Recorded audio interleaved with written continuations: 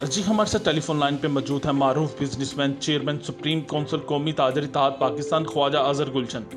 ان سے بات کرتے ہیں۔ کل سے مختلف گروپوں میں بات گردش کر رہی ہے کہ پولیس نے ان کے گھر ریڈ کی ہے اور ان کو گرفتار کر لیا ہے۔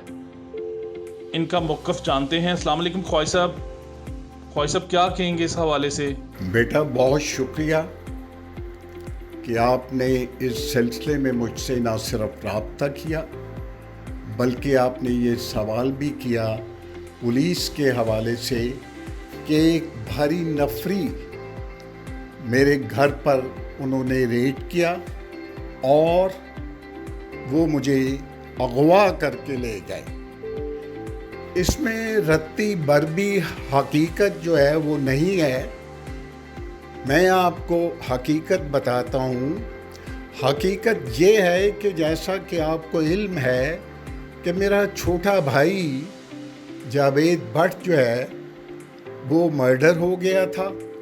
اس سلسلے میں پولیس کی ہائر اتھارٹی سے میں نے رابطہ کیا ٹیلی فون پہ۔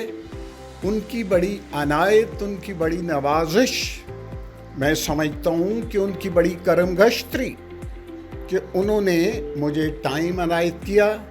میری فرسٹ ٹائم اس ہائر اتھارٹی سے بات چیت ہوئی۔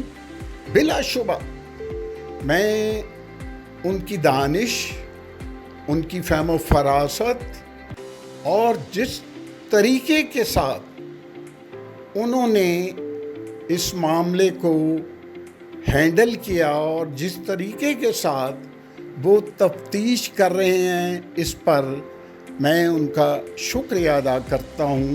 اور انہوں نے میرے ساتھ جناب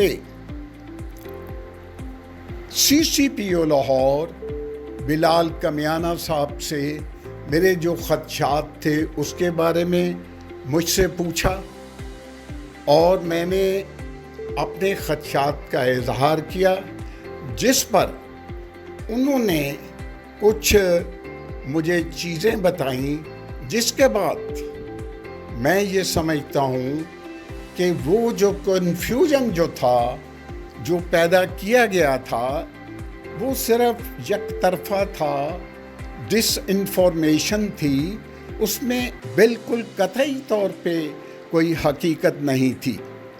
لہٰذا میں یہ سمجھتا ہوں کہ جناب CCPO لاہور بلال کمیانہ صاحب جو ہیں وہ بالکل اس میں غیر جانبدار ہیں، اور میں اس سلسلے میں بہت خوش ہوں، اور جس طرح وہ محنت کر رہے ہیں اس پر میں ان کو خراج تحسین پیش کرتا ہوں۔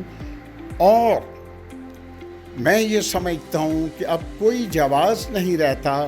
میں بالکل سیٹسفائی ہوں جو تفتیش ہو رہی ہے، اور میں اب پریس کانفرنس یا کوئی بھی سٹیپ جو ہے وہ قطعی طور پہ میں سمجھتا ہوں اب اس کی کوئی ضرورت نہیں رہی۔ تو بیٹا خوش رہیں، میں آپ کے لیے دعا گو ہوں۔